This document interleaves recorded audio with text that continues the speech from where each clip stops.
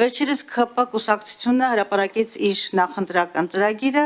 եւ հատուկ հոդվածով անդրադարձ կար հայ առաքելական եկեղեցու այսպես կոչված, ես շակերտներում եմ ասում, բարենորոգման օրակարգին, որտեղ ամրագրված էր երկու կարևոր հանձնառություն ըստ ՔՊ հայացքի,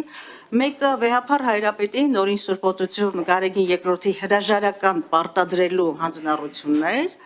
եւ երկրորդ կարևոր հաստատում է այդտեղ փոխել եկեղեցու կառավարման կարգը։ Սրանք երկուսն էլ հակասահմանադրական, հակաօրինական հաստատումներ են։ Բնականաբար ես ձեզ չեմ հիշեցնի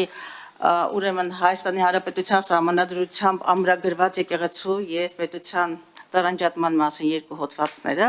բայց հարցս ուղղում եմ ձեզ, արդյոք դուք այստեղ չեք տեսնում հակաօրինական եւ հակասահմանադրական վարք կամ հայտարարություններ եւ որն է ձեր արձագանքը։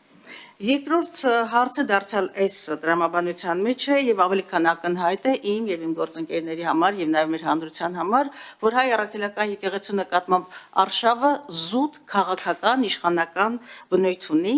բայց այդ ուրեմն արշավին մեծագույն հաճույքով եւ խանդավառությամբ լծվել է նաեւ իրավապահ համակարգը, այն համակարգը դատախազներ եւ քննիչներ, որոնց աշխատանքը դուք բացառիկորեն գնահատել եք եւ նույնիսկ ձեր հաղորդման մեջ երախտագիտության խոսք եք նրանց ուղղել։ Եվ ուրեմն հիշեցնեմ, որ մի քանի ականատեսն ենք մենք մի քանի փաստերի, երբ որ մի քանի տասնյակ հասնող քրեական գործերով, հոգեվորականներին հանկարծ հիշում են եւ անհապաղ քննչական եւ անհետաձգելի գործողությունների հարցաքննության են հրավիրում, հատկապես կիրակի օրերին, երբ որ բոլորը գիտենք դա պատարագի օր է եւ նաեւ հոգեվորականության համար բարձրագույն, այսպես ներկայացական մարմինների, նիստերի կամ ծիսակատարությունների կամ ժողովների ուրեմն ճիշտ պահին։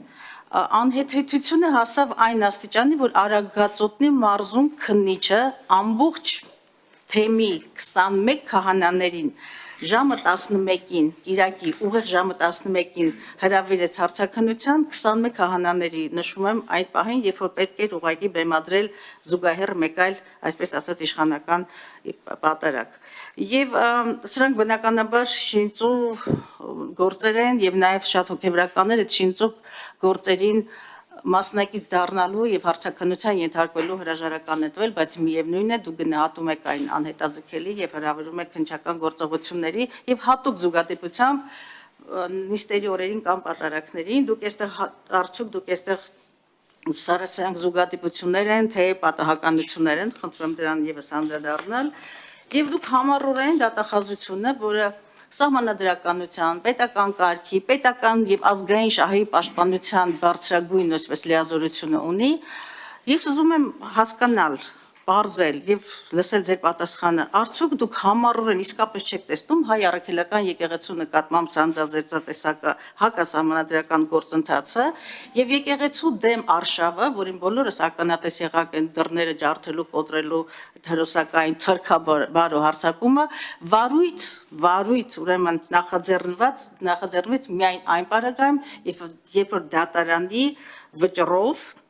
Պարտադրանքով ավելի շատ դատարանի չեմ ուզում ընդհատել, բայց ռեգլամենտ ունենք, խնդրում եմ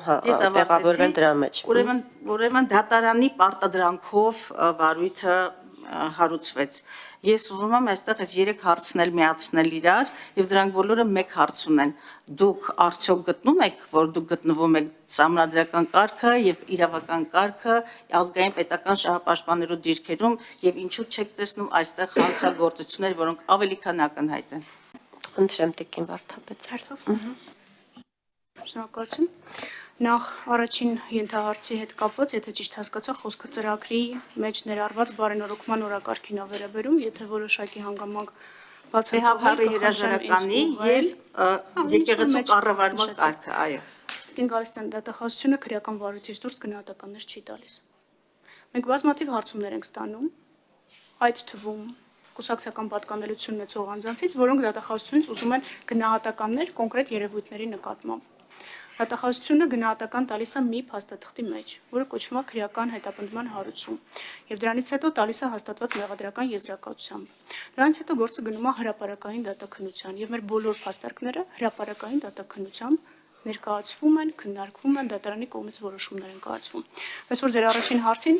չեմ կարող պատասխանել, դրա իրավասությունն ու լիազորությունը չունեմ սահմանադրությամբ վարույթից դուրս գնահատական տալու որևէ կուսակցության, այդ թվում օրինակ ձեր կուսակցության որևէ ծրագրի, որևէ կետին։ Դա քաղաքական հայտարարությունները մենք քաղաքականությամբ չենք զբաղվում։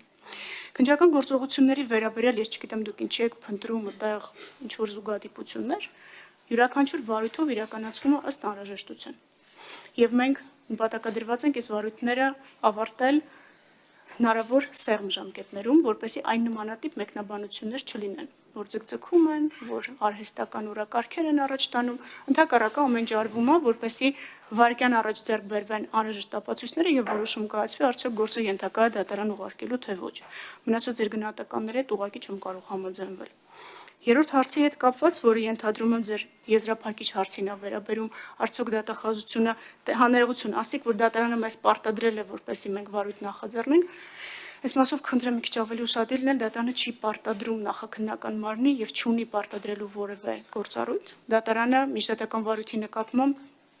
դատական վերահսկողության շրջանակում գտնում եմ, որ որոշակի հանգամանքներ ենթակա են ստուգման, որոնք չեն ստուգվել, եւ այս իրավիճակում իհարկե նախաքննական մարմինը, եթե դատական ակտը մտավ օրինական ուժի մեջ, դատարանի կողմից նշած հանգամանքները ստուգման ենթարկում է։ Այս առումով պարտադրանքի կամ որևէ կերպ ինչ-որ այլ ենթատեքստ մանգալու իմաստ չեմ տեսնում, իսկ ընդհանուր առմամբ ձեր հարցադրումը, քանի որ էլի բխում է նրանից, որ ես պետք է գնահատական տամ ինչ-որ ընդհանուր ձևակերպումներին, դատախազությունը դրա համար չի։ Շնորհակալություն։ Շնորհակալություն արձագանք Տիկին Գորստյան։ Խնդրեմ։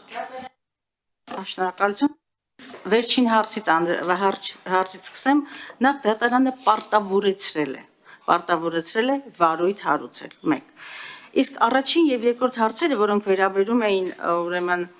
հայ առաքելական եկեղեցու ճակերտավոր բարենորոգմանը, հայրապետին հրաժարական պարտադրելուն եւ եկեղեցու կառավարման կարգը փոխելուն, դրանք ակնհայտորեն հակասահմանադրական գործընթացներ են եւ հակասահմանադրական հայտարարություններ եւ նաեւ ձեր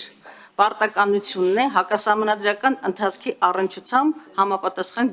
ոչ միայն գնահատականներ տալուց հետո շարունակել համապատասխան վարույթներ, այնպես որ ձեր պատասխանը կներեք բացարձակապես տեղին չի, իսկ մյուսը ուղղակի ծիծաղելի է, երբ որ նույն օրը, նույն ուրեմն թեմի 21 քահանաներ միաժամանակ հրավիրվում են ուրեմն քննչական անհետաձգելի գործողությունների խափանելով պատարագը եւ նաեւ ըստ էության դուք ոչ միայն եկեղեցուն եք դրանով այսպես ասած քաղաքական շահերը սպասարկելով եկեղեցուն եք նեղը դնում ինչպես ձեզ թվում, բայց նաեւ հազարավոր հայ հավատացյալների, որոնց զրկում եք պատարագի իրենց խղճի եւ հավատի ինչպես նաև մի խոսքով ծեսերին մասնակցելու իրավունքից այստեղ բազմաշերտ ուրեմն խնդիրներ կան եւ սրանք ոչ թե առավիտ ակնհայտորեն չեն խոսում թե ազգային թե պետական շահի մասին։ Մնացյալը ելույթում Լիա Գումարին։ Խնդրեմ Տիկին Վարդապետյան։ Շնորհակալություն։ Նորից եմ կրկնում, դատարանը միջդատական վարույթի նկատմամբ ունի դատական վերահսկողության գործառույթների շրջանակում նախաքննության իր կարծիքով ստուգման ենթակա հանգամանքները ստուգելու վերաբերյալ ակտ կայացնելու իրավասություն։ Դատարանը միջդատական վարույթի նկատմամբ դատավարական ղեկավարում չի իրականացնում։ Եվ դատախազության գործառույթների մասով խնդրեմ սահմանադրությունը եւս ուշադիր ընթերցեք եւ տեսնեք, որ մեր լիազորությունները սպառիչ են թվարկված ու շատ կոնկրետ։ Ինչ վերաբերում է պետական շահի պաշտպանությանը, այո, դատախազությունը պետական շահ է պաշտպանում, ազգային շահ չի պաշտպանում։ Շնորհակալություն։